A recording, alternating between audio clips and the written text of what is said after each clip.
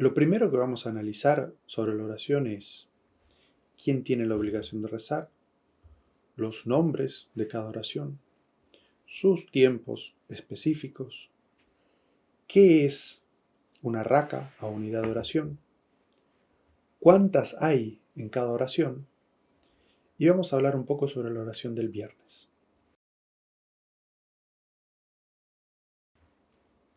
Primero, en términos de quién tiene la obligación de rezar, la oración es obligatoria para todo musulmán, hombre y mujer, que haya alcanzado la edad de la pubertad y esté en su sano juicio. Incluso si una persona tiene una lesión o está enferma, también tiene que rezar. Es decir, debe rezar en la medida de su capacidad, incluso si eso significa que debe rezar sentado o acostado.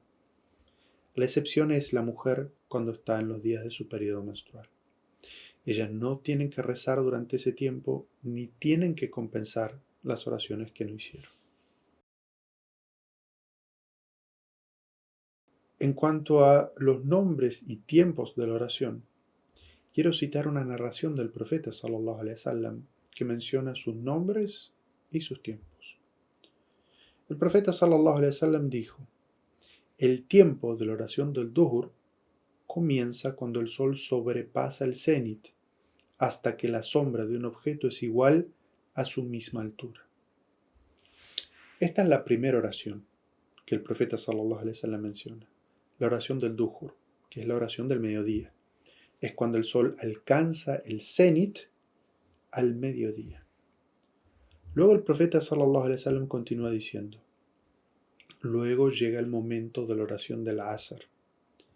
El tiempo de la oración del Asr alcanza hasta que el sol no se haya vuelto amarillo.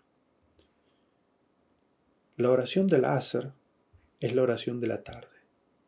La oración del Asr termina cuando comienza a ponerse el sol, que cuando termina de ocultarse da inicio a la siguiente oración, que es la oración del Maghrib.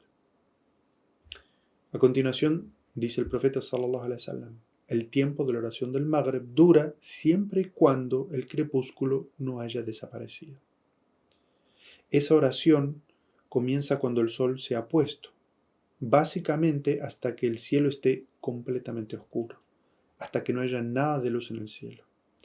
Después de eso empieza la siguiente oración, que es la oración de la Aisha.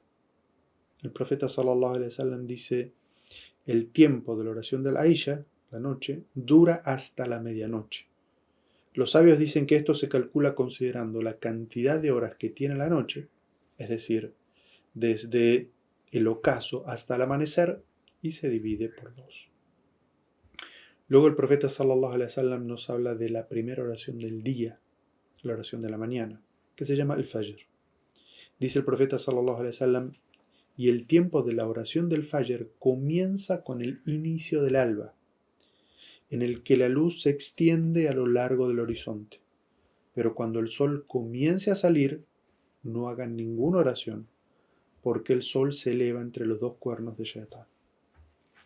Es decir, que la oración del Fajr comienza al alba, cuando un pequeño hilo de luz aparece en el horizonte.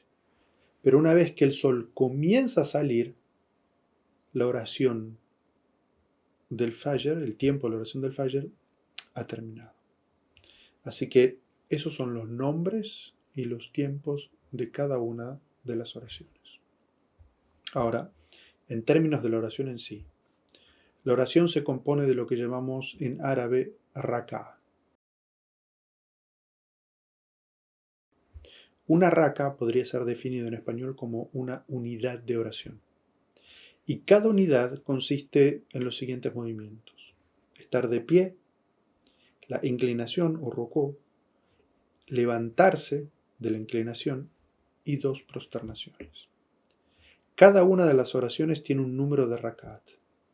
Por ejemplo, la oración del Fajr son 2, la oración del Duhur son 4, la oración del Asr son 4, la oración del Maghrib son 3 y la oración de la Isha son 4. Eso significa, por ejemplo, que en el Duhur realizaríamos 4 de estas unidades: la posición de pie, la inclinación, levantarse de la inclinación y 2 prosternaciones. También, solo para tener en cuenta, en cada oración, después de haber hecho 2 rak'ats, hay una breve sentada antes de levantarse y comenzar la tercera raka. Pongamos un ejemplo, el Duhur. Usted comienza a rezar de pie, luego se inclina, vuelve a ponerse de pies y hace 2 prosternaciones. Hasta aquí solamente ha hecho una raka. Entonces se levanta, se pone de pie, se inclina, vuelve a ponerse de pie y hace 2 prosternaciones. Hasta aquí ha hecho 2 rakas. Ahora, después de esto, en lugar de volver a ponerse de pie, se sentará por un corto periodo y luego volverá a levantarse. Ahora está en su tercera raka.